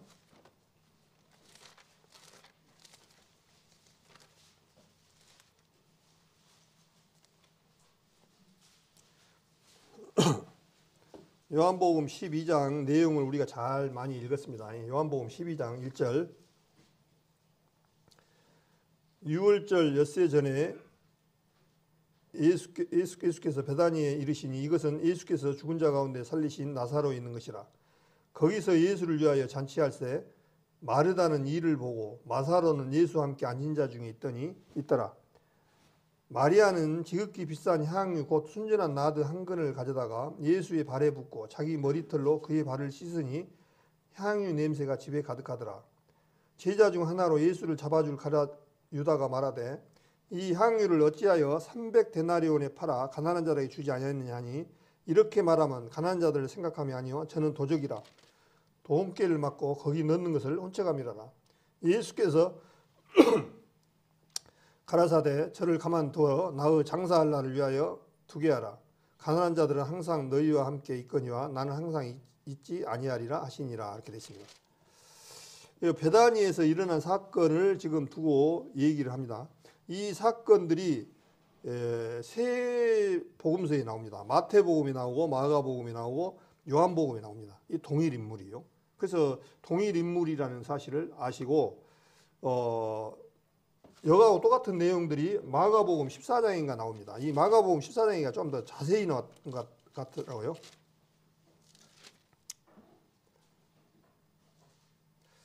마가복음 14장을 한번 더 보겠습니다. 이 똑같은 내용입니다. 12장 내용하고. 근데 14장 1절부터 제가 읽겠습니다. 3절부터 읽겠습니다. 마가복음 13장. 이제 아마 요한복음 12장을 읽었으니까 이 내용을 또 한번 머릿속에 한번 기억해 보십시오. 예수께서 베다니 문둥이 시몬의 집에서 식사했을 때 한 여자가 매우 값진 향유 순전한 나드 옥합을 가지고 와서 그 옥합을 깨뜨리고. 자, 여기 보니까 아까는 마리아라고 이름이 지어졌는데 여기는 지금 이름이 안 지어졌어요. 근데 어디만 지어졌냐니까 베다니 문둥이 시몬의 집에서 잔치할 때 그 얘기입니다. 그러니까 베다니 문둥이 시몬의 잔치할 때 베다니 시몬의 집에서 예수님을 초청한 거예요. 이건 마리아 집에서 일어난 일이 아닙니다. 그러니까 요한복음 아까 12장하고 내용하고 똑같다는 사실을 머릿속에 기억하시고 여기서 이제 뭐라 하니까 값진 향이 순진한 나드 옥합을 가지고 와서 그 옥합을 깨뜨리고 예수의 머리에 부으니 어떤 사람들이 분내어 서로 말하되 이 의사로 향유를 흡야했는가? 어떤 사람들이 누구겠습니까? 아까 요한복음 시장 읽으니까 가룟 유다는 그랬잖아요. 아, 이것을 팔아다가 가난한 사람들 주지. 300데나리나 되는 이 향유를 꺼서 예수님 머리에다 붓냐. 베드로의 모습은 봐보십시오. 베드로는 오로지 육신의 생각만 하셨던 거예요. 이분이 어떤 분이었다는 사실도 모르는 거예요. 그러다 보니까 300데나리온이나 되면 300데나리온이라는 그 액수가 그날에 하루 노동자 일당이 한 데나리온이니까 300데나리온이면 엄청난 돈이잖아요. 지금 계산해 보니까 하루 일당이 10만 원씩 잡고 300이면은 10만 원 곱하기 300이면 어떻습니까? 3천만 원입니다. 3천만 원. 3천만 원, 일단 지금 시세로면 3천만 원 돈을 옥합을 깨뜨려서, 옥합은 이 굉장히 히말라야 어떤 그런 데서 그 식물에서 배출하는데 굉장히 조금씩 이거 어렵답니다. 근데 이것을 열어버리면, 뚜껑을 열어보면 다 날아가요. 그래서 꼭 옥합에다 이렇게 간직해가지고 모양이 좋고 그게 값진 거예요. 근데 이것을 깨뜨려가지고 예수님의 머리에다 부은 거예요. 그러니까 가룟 유다가 뭐라 했습니까?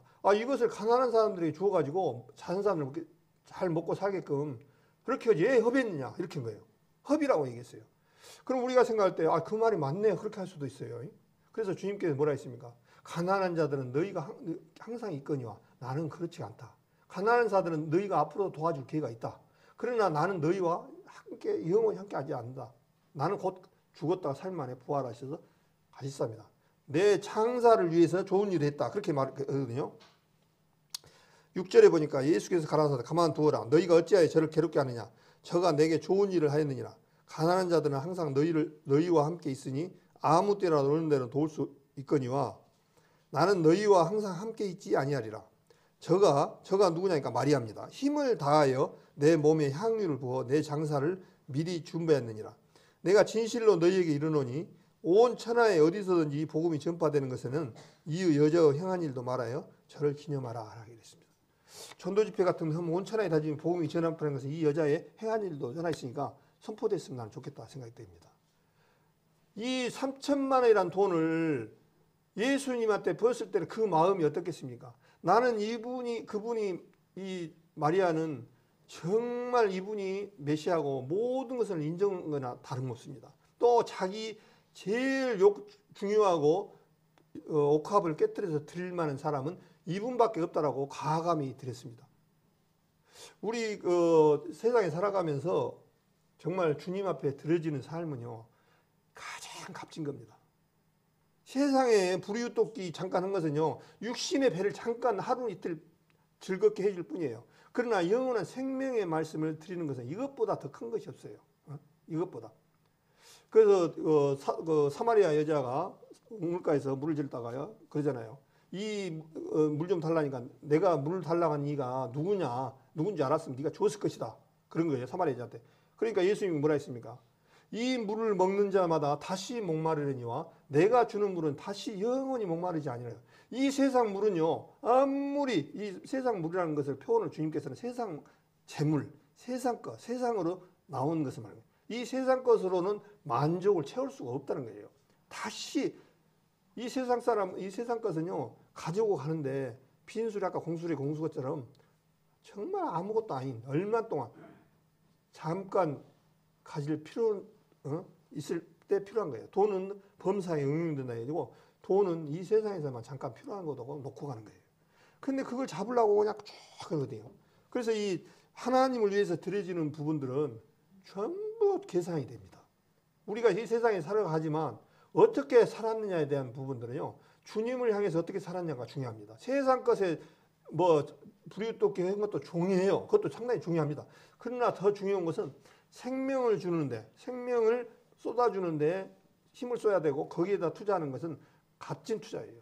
제일 값진. 너희의 보물이 하늘에 있다고 말씀하셨습니다. 이 세상에서는 도둑놈도 있고 훔쳐갖고 그런 것이지만 하늘의 보화는 훔쳐갈 사람이 없다고 말씀하셨습니다. 그래서 이 옥합을 깨뜨려서 예수님 앞에 드렸을 때 그 마음, 여자의 마리아는 마음 심정을 얼마나 예수님은 귀하게 여겼습니까? 온전히 몸과 마음과 물질을 주님 앞에 이렇게 드렸을 때 그냥 물질로만 이렇게 던져져 있겠습니까? 마음이 있는 것에, 보물이 있는 것에 마음이 있다고, 보물이 예수 그리스도가 정말 내한테는 최고 보물이고 나는 이분밖에 없다는 것을 가졌을 때 내 모든 것을 드릴 수가 있는 그런 마음이에요. 그래서 이 세상에 그리스도가 전해지는 것에서는 항상 그 나라는 건강하고 풍부하고 물질 부패 분명히 없어요. 예, 그걸 아는 거예요. 하나님 앞에 가지고 설 날이 얼마 안 남았다. 또 내 인생이 이것을 이 땅에서 투자해봤자 이거는 썩는 양식이라는 것을 알기 때문에 그리스도가 전해지는 나라에서는 풍성하고 부패가 사슬이 거의 없어요. 그러나 이것이 그리스도가 빠져나간 자리는 항상 썩습니다. 썩는 내가 납니다. 이 세상 것은 썩는 내로 진동하는 세상이에요. 그러나 주님께서는 주시는 것은 절대 썩지 않고 영원하며 이 아까 제가 말한 대로 영원함이라는 그 말은 하나님밖에 쓸 수 없는 그런 단어라는 사실이에요. 영원하고요. 저 다니엘서에 보면은 그런 말씀이 있잖아요. 다니엘서에 보면 영원하고 영원하리라 그렇게 말씀하셨어요. 그래서 이 복음이 전해지는 것에는 이 여자를 기념해 가지고 전해라는 거예요. 참 이 마리아에는 이렇게 얘기를 했을 때는 주님께서 우리에게 지금 여러 가지 교훈을 주신 거예요. 지금 이렇게. 그래서 이 마리아에 대해서 아까 요한복음 12장하고 마가복음 14장 똑같은 내용이라는 것을 아시고 혼란이 없으시기를 바랍니다. 그래서 이제 그러면은 아까 300데나리온에 팔아서 주님을 섬길 것이 아니라 가난한 사람들을 주지에 이 예수님한테 이 귀한 것을 허비했느냐 이렇게 얘기했잖아요. 누가? 가룟 유다가. 가룟 유다 마음 가운데는 이 세상 재물밖에 없어요. 아까 뭐라 했습니까? 요한복음에도 저는 도둑이라 돈깨를 맡았습니다. 그 당시 예수님 살았을 때 12제자 중에서 재물을 담당했는가 봐요. 그러니까 이게 유다는 돈을 빼먹었는가 봐요. 자꾸. 그래 주님을 알고 계셔요. 그걸 모르는 것 같지만 주님은 다 알고 계셔요. 근데 그것을 빼먹었던가요. 그러니까 300데나리온 팔아서 가난한 사람들 주지 왜 그랬냐 했는데 예수님께서 그 마을 가운데 딱 맞이했어요. 이 가룟 유다는 예수님 팔 때도 제일 앞장서서 왔습니다. 몽둥이와 공둥이를 가지고 와서 예수님을 예수님이라고 아는 데를 잘 알거든요. 그러니까 가룟 유다가 와서 예수님을 잡는데 제일 앞장섰던 사람이에요. 그 12제자 중에서도 가룟 유다가. 그러면서 은 30을 주고 예수님을 팔았습니다. 그 은 30을 계산을 해보니까 그 당시 노동자들이 4개월 동안 받았던 월급이 30세겔이랍니다. 그 다음에 이 소가 사람을 받았을 때 사람을 이렇게 소를 받으면은 물어주는 값이 30세겔이었던 거예요.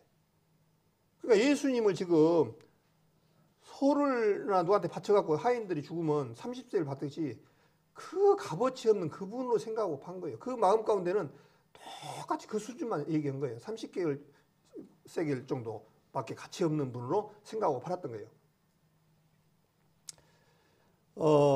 그것처럼 우리가 정말 살아가면서 어떤 때든지 간에 정말 세상이 두쪽나더라도 나는 주님으로 말미암아 죽어도 좋다는 그런 마음이 있었기 때문에 그 당시 네로 황제 때 그리스도인들이 핍박을 받았을 때 순교를 할 수 있었던 이유가 바로 그거예요. 바로 지금 나는 죽으면 주님 앞에 가는데 그것을 반역하고 배역하고 할 것인가. 그래서 그때 순교했던 사람들이 굉장히 많았잖아요. 그것을 다 예수님을 부인하면 살려주겠다라고 그렇게 해도 아니다. 나는 절대 부인 못 한다고 순교했던 사람들이 70년짜리 편안하게 살래.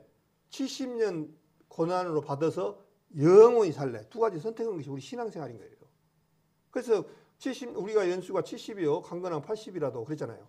70년이 사는데 10년 좀 더 살아가지고 이 세상에서 조금 편하게 살아갖고 주님 앞에 정말 모욕적인 삶으로 살 건가? 70년 고생해서 영원히 정말 하나님 앞에 살 건가? 우리가 그 선택을 해야 돼요. 근데 이 세상은 잠깐이잖아요. 잠깐. 그 중에서도 우리 성도님들 나이 반에도 다 틀리잖아요. 어느 수준까지 다 와버렸어요. 저 같은 경우도 이제 70대, 60세시니까 이제 금방 70대, 주님 만날 일 얼마 안 남았어요. 이제. 그러면은 선택은 확실하게 주어져야 되잖아요. 정말 주님을 향해서 가야 돼요. 이것은 저만 문제가 아니에요. 한 번 죽는 것은 사람이 정하신다고 아까 말씀하셨기 때문에 누구든지 죽어요. 죽음 앞에 나는 안 죽습니다라고 할 수가 없다는 거예요. 예. 주님이 정하신 거기 때문에. 아담으로부터 죄가 한 사람으로만 죄가 들어오고 죄로 말미암아 사망이 왔기 때문에 우리는 이 진리 앞에 피해갈 사람이 없어요. 아무도 없습니다. 어떤 이 세상에 능력이 있고 권세 있고 돈 많고 의학이 발달하고 해도 피해갈 수 없는 사실이에요. 얼마나 귀중한 말씀입니까? 그래서 이제 이 가룟 유다는 뭐라고 했습니까? 예수님이 차라리 저는 나아지 아니할 뿐 더 좋을 것이다. 얼마나 엄청난 말입니까? 가룟 유다는요, 차라리 저 사람은 태어나지 않았으면 더 좋을 뻔 하였느니라. 정말 무서운 말 아닙니까? 무서운 말. 우리도 세상 사람들도 그래요. 우리 여기 성도님들 안에 있다는 것이 아니라 뉴스나 이렇게 들어보면 어떤 사람들이 그래요. 자식을 존속을 살해하고 막 그런 아주 극악무도한 사람들이 있어요. 그럼 사람들이 뭐냐면 저 사람은 태어나지 않아야 할 사람이다. 이렇게 말한 거예요. 똑같아요. 가룟 유다도 태어나지 않았어야 할 사람이구나. 이런 엄청난 화가 있다고 말씀하셨거든요. 그 사람에게는 화가 있다. 태어나지 않았으면 좋을 뻔했다. 그렇게 말씀하셨어요. 그래서 실제적으로 우리 구원받은 사람들도 우리는 정말 행복스럽지만 구원받지 못한 사람들은 가는 길이 정해졌잖아요. 가는 길이. 그렇기 때문에 가족들은 누구든 사정해 가면서 말씀 한번 들어봐야 정말 하나님을 꼭 발견하고 주님 말씀 듣고 살아가야 된다. 참 이런 얘기를 합니다만 세상 말로 보험 들어놔야 되지 않냐. 이런 얘기까지 하잖아요. 그 보험하고 비교가 됩니까? 이 세상 보험은 물질 조그마한 거지만 영원한 그건 비교할 수 없는 그런 모습입니다. 오늘 그래서 좀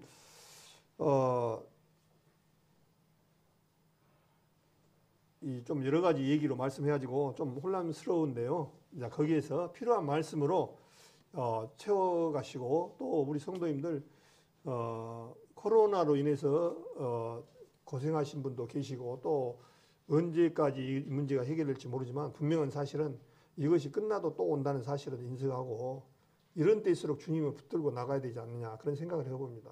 여러 가지 조건과 이렇게 돼버리면요 점점 후퇴해버립니다. 우리는 살아도 주를 위하여 죽어도 주를 위하여 사나 주나 주의 것이로다. 우리는 주님의 피값지고 우리는 팔린 몸이거든요. 사실은 내 몸 주장하면 안 됩니다. 주님이 주장하셔야 돼요. 네, 우리는 팔린 몸이기 때문에. 그래서 그런 마음으로 가시고 또 혹시 교회 안에 코로나로 걸려갖고 뭐 했더라도 절대 원망하거나 그런 거 생각하지 마십시오. 이 앞에도 그런 얘기했지만 잠언 14장 4절인가 보면은 소가 없으면 구유는 깨끗하니와 소로 말미암아 얻는 것이 많다 말씀했어요. 영광의 상처입니다. 나는 그렇게 생각합니다. 코로나 한 번쯤 저도 걸려봤으면 좋겠어요. 사실 정말입니다. 한번 그것도 한번 경험 한번 해보고 안 죽습니다. 너무 그냥 막 떨지 마시고 또 누가 걸렸더라도 누구로부터 이렇게 걸렸더라 그럴 필요 없습니다. 너무 그냥 그 성도님들 갖고 그 코로나 어떻고 저쩌고 얘기하지 마십시오. 혹시 그러지도 않았지만은 이때는 시대에 피해갈 수 없는 상황이라는 것은 분명합니다. 이것은 못 막아요. 하나님이 행하신 것은 절대로 못 막습니다. 저는 그렇게 생각합니다.